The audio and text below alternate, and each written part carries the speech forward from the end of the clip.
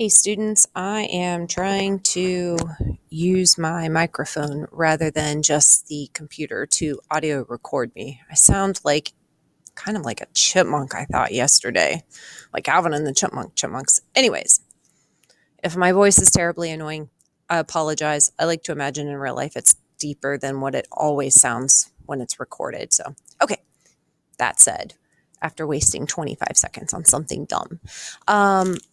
Yesterday, I went ahead and I painted the surface of my sketchbook. So you see kind of the painted surface. It dried kind of matte, and I really, really like that. I'm kind of excited by it. So today, what I did is I went around my classroom and collected just odds and ends.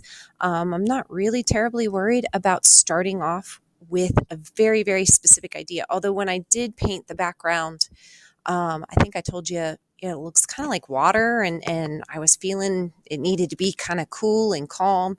Um, I have a fish that just reoccurs in a lot of my artwork, and so I'm kind of feeling the fish theme.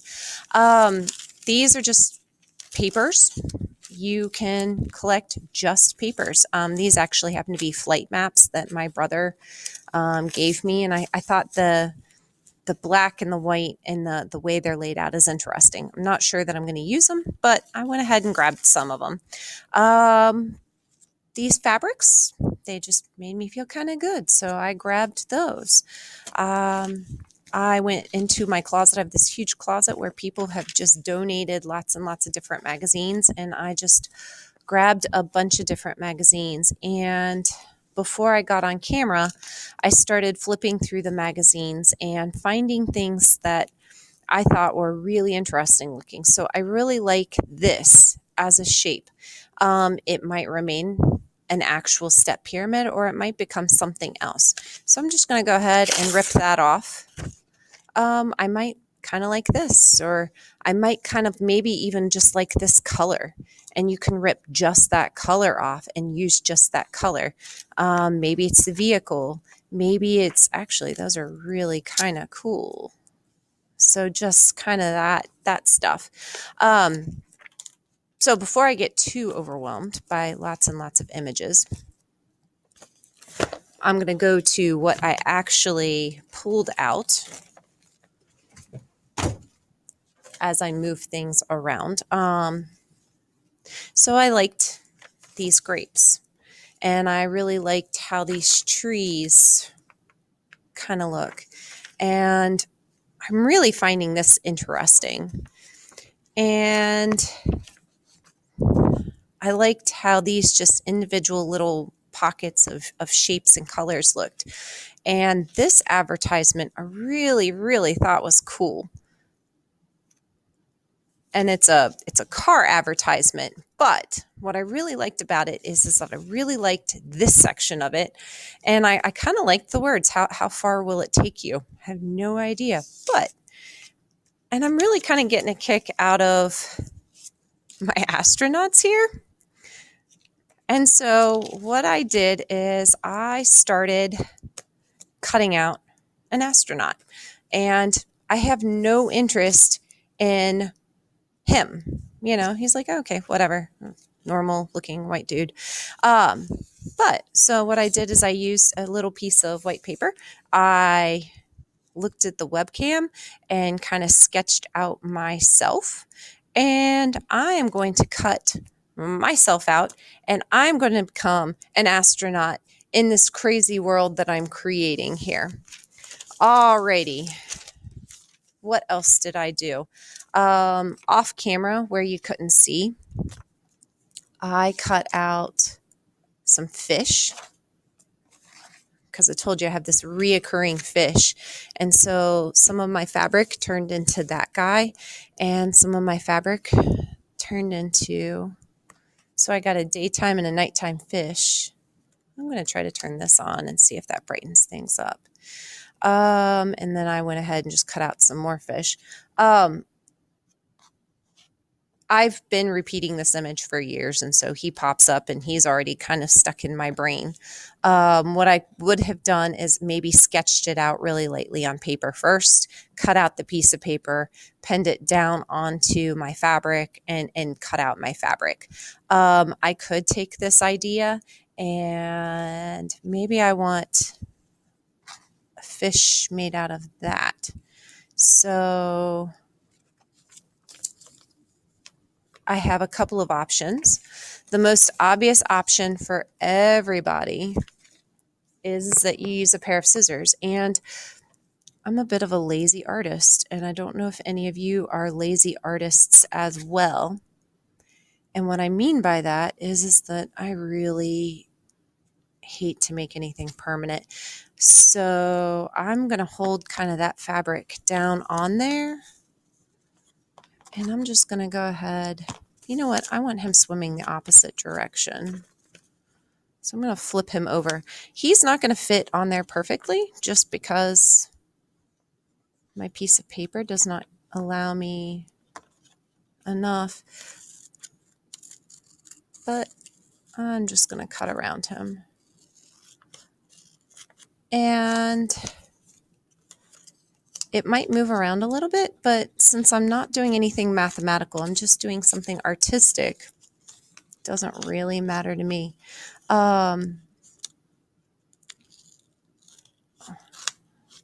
If you want to incorporate things that you really love in here, that's fine. But don't let those ideas become, you know what, I want more of this kind of black and blue in here. Maybe his tail just is this kind of funky black and blue. Don't be so committed to something that you're not willing to overlap. You're not willing to kind of build a story out of it. Collage is a lot of just story making and meaning making. I can't remember what I told you on my video yesterday and what I didn't tell you on my video yesterday. But I did have somebody who said, well, you know, why are we doing this on our art books? Why are we not just like doing the kind of collages we've always done? And the deal is this is your first artwork, and I want it to be an artwork. I don't want it to be hey, in English class, I want to get to know you a little bit better, so just take your favorite things and glue them onto your book. So collage is the actual art of using multiple images and multiple things to create something. Those of you that have done Photoshop, you might have actually done a Photoshopped collage. I did have somebody who said yesterday, they said, well, can I create my image digitally? Heck yeah, you can. Just like I drew out this picture, as long as you have the means to print it out and stick it on your book, I'm okay with you doing a digital image. You could also create like digital backgrounds or digital things like this, print those out, and still collage other things with it too. So this gives us a lot of different options. So now I have a crazy brown fish out of the leftover bits and just interesting. And he becomes something different. He no longer is just the tire track left over on Mars by this crazy, of course, you know, they would fly an American car to, actually, I don't even know what brand it is. RAV4, so Toyota, Japanese made car all the way to Mars. It seems kind of absurd, but hey, we're all good. That's a bit of a collage itself. That image was a collage, if you will. Okay, so I have these different things that I've cut out. I really kind of got a kick out of these hands. And so I'm going to cut the hands out. I really don't care about the cell phone in this case because I do have a cell phone over here going. I'm not quite sure what I'm going to do with the hands, but I kind of, now I got a finger over here. So I'm going to pretend that finger,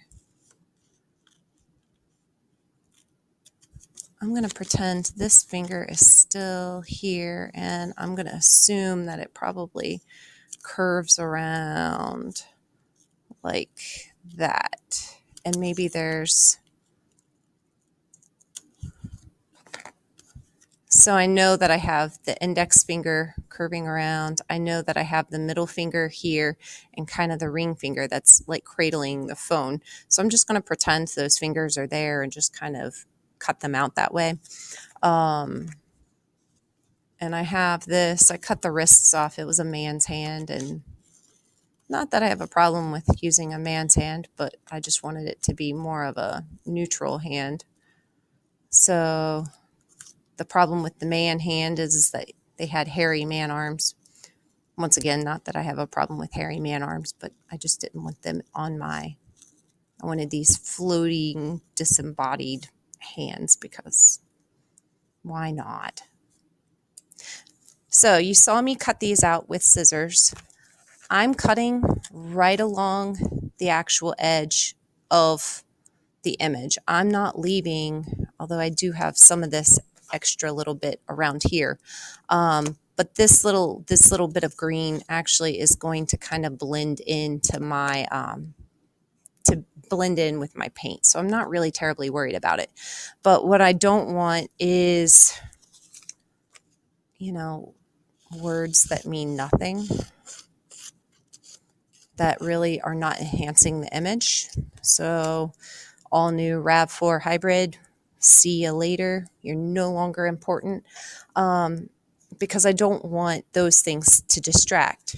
How far will you take it, becomes part of what I'm saying rather than what somebody else was saying in the process of selling this idea. So now I have all these random things. I've been talking to a couple students who have gotten started on this project. They're excited about it, and they have an image here, and they have like a butterfly up here, and they have something here, and they don't know how to meld these together and to mesh these together.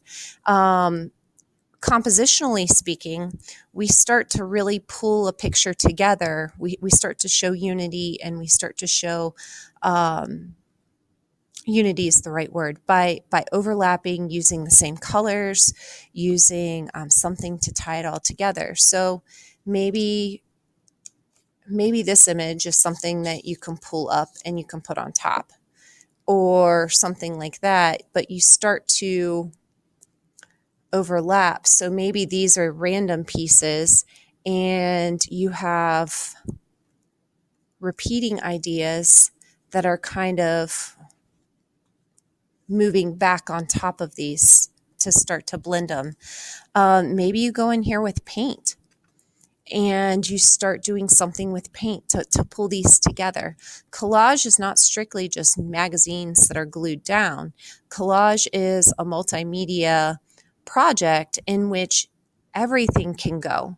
And once I get my fish glued down on here, I'm going to paint glue on top of them. Actually, I'm going to paint Mod Podge on top of them, but I could paint Elmer's glue on here. And when I do that, it leaves a different surface that will allow me to draw on it. And an example of that is right here, where I did this fish a few years ago.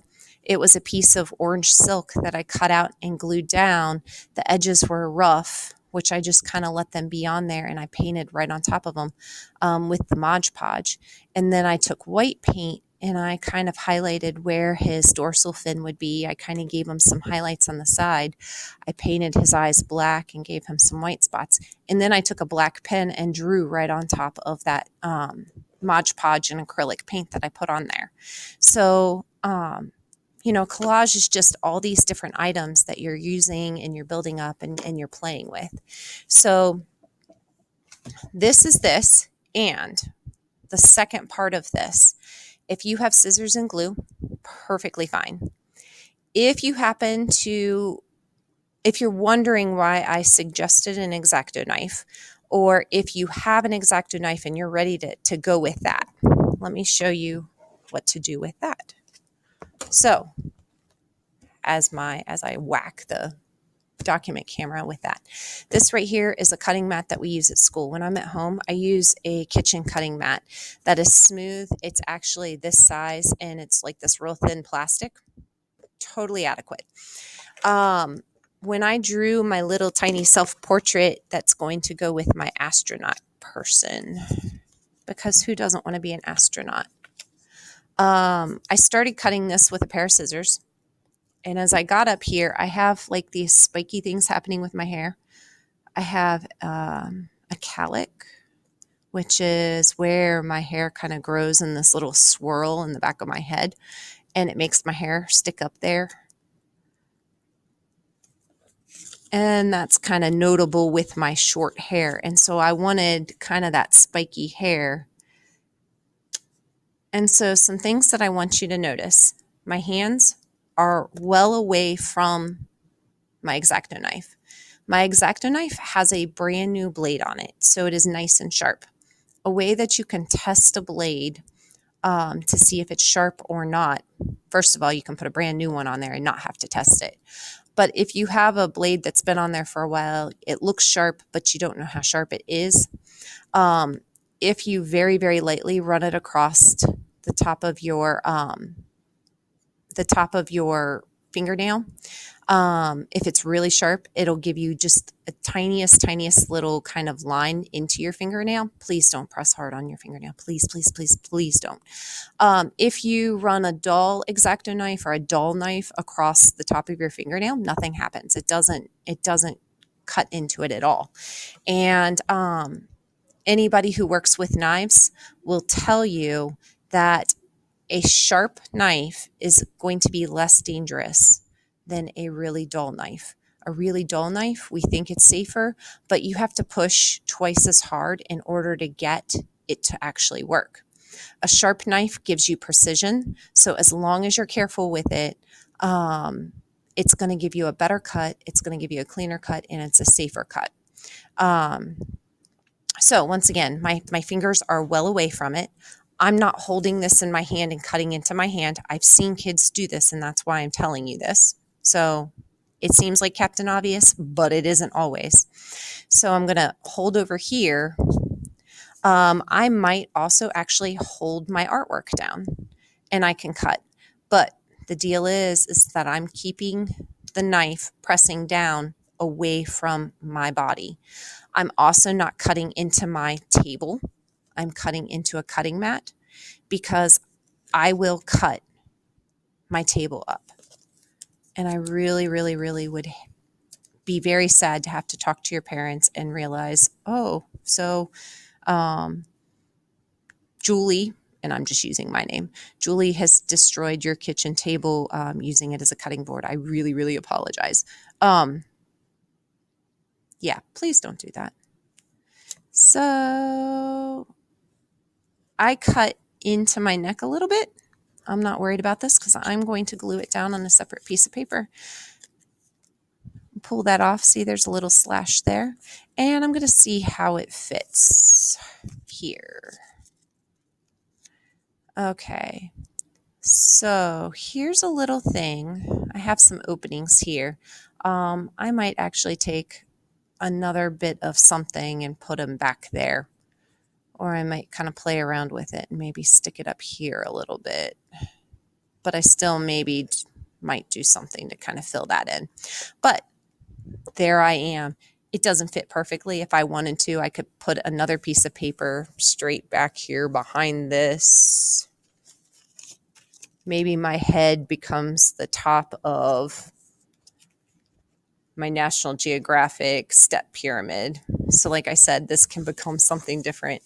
Maybe it becomes this crazy AT&T fingerprint and I can be this disembodied head. So it'll give me a lot of options to just play around with some silly stuff. But I kind of like the idea that I'm showing up in each of my collages. I would like you to also create a space on here where you can put your name. And so what I was going to do is I was actually going to use a pen and write my name over here. And so it becomes my name tag for this year. And I like to put the year that I'm using this.